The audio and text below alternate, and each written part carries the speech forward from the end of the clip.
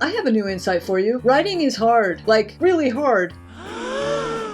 But here's the thought I had the other day. What if we stop seeing all these struggles that we go through as writers, not as roadblocks or unfair circumstances, but as part of some grander design? In this video, I'm going to give you a powerful mindset shift that can completely transform how you handle discouragement, self-doubt, rejection, poor sales, bad book launches, all of the things.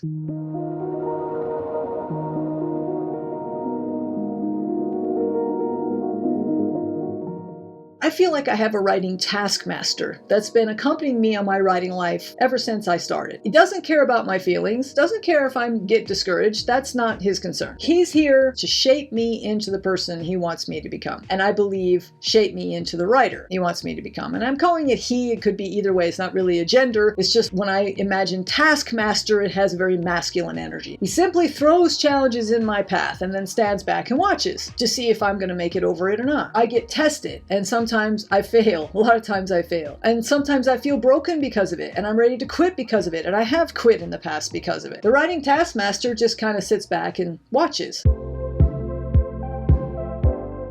Imagine you're standing in the tide in an ocean and you're trying to push the ocean back with your hands. You're trying to stop that tide from coming in. This is what fighting against the writing taskmaster feels like. Because if you try to fight against it and complain about how challenging it is and how hard it is, it feels like trying to push back the tide. You can't change the difficulty of writing a good story that will appeal to readers, and you can't change the competition that's out there on the market and how very difficult it is to stand out as a writer. It may not seem fair, but as long as we take these things personally and feel like somehow we are the victims, then we're going to feel powerless and we're going to feel discouraged. And we know that at the end of the day, the writing taskmaster is not going to change. He's not going to become this very comforting teddy bear who's going to say, there, you know, it's okay, things are going to get better. He's going to continue to challenge us. If the way that you've been dealing with what I call the writing taskmaster hasn't been working for you, instead of resisting all of this, what if you did something different?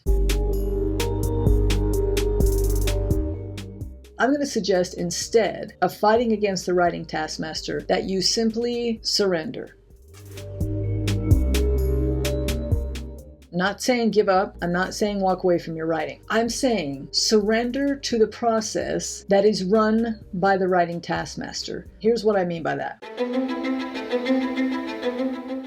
What if you saw the writing taskmaster not as an adversary, not as someone out to get you, but as your guide to living up to your potential? What if you realized that every rejection, every poor book launch, every failed novel was not meant to break you, but to prepare you or to refine you? And instead of railing against all these setbacks, what if we embraced them as the expected steps we had to take on the way to becoming master writers? What if we took the blows and we let them shape us? Get knocked down, like, okay, I feel all of it. I feel all the emotions. I feel all the discouragement. But I look at it differently. I say, I know this is here to teach me. I know this is here to shape me. I know in the end, this is going to be good for me. So I'm going to accept it. I'm going to do what I need to do to deal with it. And I'm going to get back in there. I think that this attitude helps. It helps me, and it may help you, which is why I wanted to share it. Why does it help? Because when you surrender to the process, you stop wasting your energy on frustration and resentment. You're not angry anymore at the system or feeling like you're being treated unfairly or somehow like this is just too high a hurdle for you to jump over. Instead, you redirect your energy into learning from your failures, into pushing yourself to grow and to become better, into refining your craft of writing, it's just becoming a better writer and, yes, a better book marketer. If you say to yourself, the writing taskmaster has my best interests at heart, so I'm going to trust that and I'm going to keep moving forward and accept these challenges as part of the process.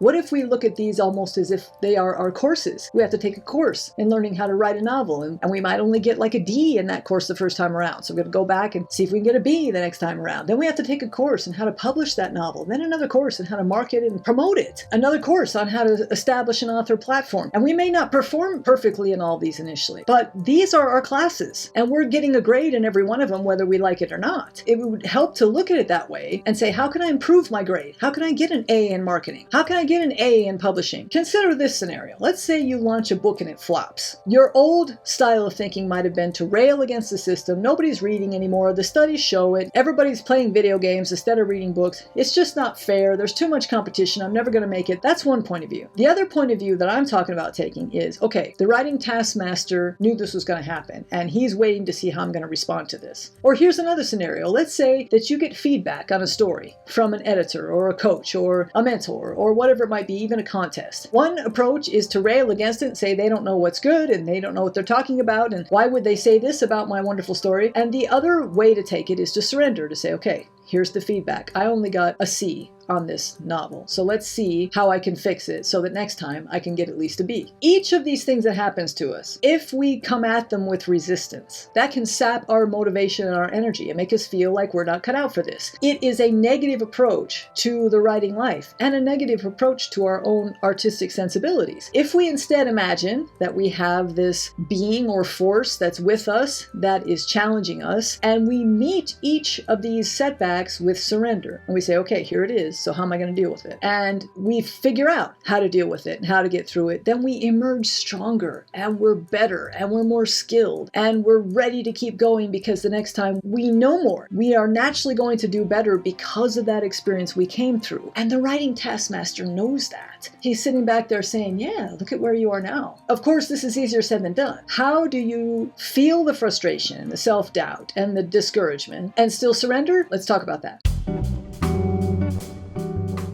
So I have 3 practical ways that you can accept this attitude of surrendering to the writing taskmaster if you feel like that might help you. The first is to reframe the struggle you're in right now. Instead of seeing it as proof that you're not good enough or some sort of block on your way to writing success, see it as one of your courses in the college that is writing school. I mean, maybe there's a course in rejection. If I were to create a writing degree, I'd probably absolutely create a course in rejection. I mean, wouldn't you? We have to learn how to deal with rejection. It's a big part of being a writer. Not only rejection, but poor reviews or reviews we don't think are as good as we hope they would be. That definitely is a class we need to take. Each of these steps is just another one toward mastery. It is just another one toward getting that golden master writer degree. Think of it that way, and it's going to help you to approach it with a more positive attitude. Second way that you can get through the resistance you may be feeling is to create a ritual of resilience. And you may think, ritual, who needs to go through rituals? But it does help because it gives you a chance to experience a moment in your life where you're actually going through a process that helps you to cope with whatever challenge it is. So it's good to have a go-to routine that helps you process it and move on. For example, when I was getting critiques on my books, my routine was to wait until I was in a fresh, energetic mood to look at that critique. I would never look at it at the end of the day, never look at it at night because I was tired. And I knew that if I read it, it would keep me up all night because all the comments would be in my brain and I would be wondering, why would they say that? Or did I not do that right or whatever? It would keep me up all night. So I had a system I would follow. I would look at it in the morning when I felt strong, my willpower was strong, and I would write down everything that I agreed with and felt like it made sense. But there was a system there. I wasn't just looking at it the second I got it. If you have systems in place that help you cope with any challenge that you may experience in your writing life, maybe it's journaling about what happened to get your feelings out. Maybe it's talking to a good writer friend that's going to understand what you're going through and help to encourage you. And I'm calling these rituals, but they're really just plans that you have in place that can help you cope with whatever challenges may come along. And the third way to deal with this and to actually surrender, even when you're feeling all these negative emotions, is to allow yourself to be shaped. And that's really the real meaning of surrender. It's like, okay, I'm not going to fight and resist against this anymore. I'm just going to step back and say, okay, I'm being shaped into the writer and person I'm going to become. And I can tell you, after writing professionally for 25 years and writing and publishing books for over 10 years, I definitely feel that. I feel like every experience I've had along the way has made me stronger and has made me better, and that I'm more able to deal with challenges today than I ever was before because of everything I know. So then I can try to say in the future, make sure you keep this mindset of surrender because it's still happening. I'm still growing, I'm still learning, I'm still coming up against challenges. If you can allow yourself to be shaped, to think of yourself as that stone that's being turned into a beautiful sculpture. Every struggle, every failure, every disappointment is like another chink of the metal against the stone that's shaping you into who you're going to become. All you have to do is learn how to withstand it, how to manage it, how to go through it, how to not let it stop you. In the end, who we become as writers is intricately tied into who we become as people. I'm a strong believer in that. You don't have writer self over here and the rest of yourself over here. The two are intertwined tightly. So as you overcome the challenges as a writer, you become stronger as a writer, which makes you stronger as a person. There's no way one cannot affect the other. So what's really cool, I think, about the writing life and how challenging it is and how hard it is that it not only refines you as a writer, but it refines you as a person. I can feel that I am a stronger person now because of what I've had to go through as a writer. If you think about it this way and think about who you're going to become, your writing taskmaster is holding the best version of you in mind and saying, you're not there yet, but you can be here. This is who you can be because I can see it, because I'm the all-knowing writing taskmaster, if you'll go with me here. I can see your potential. You're not there yet, but you're getting there through these challenges. And he's just standing back there and hoping that you keep going. It's up to you, of course, whether you keep going or not.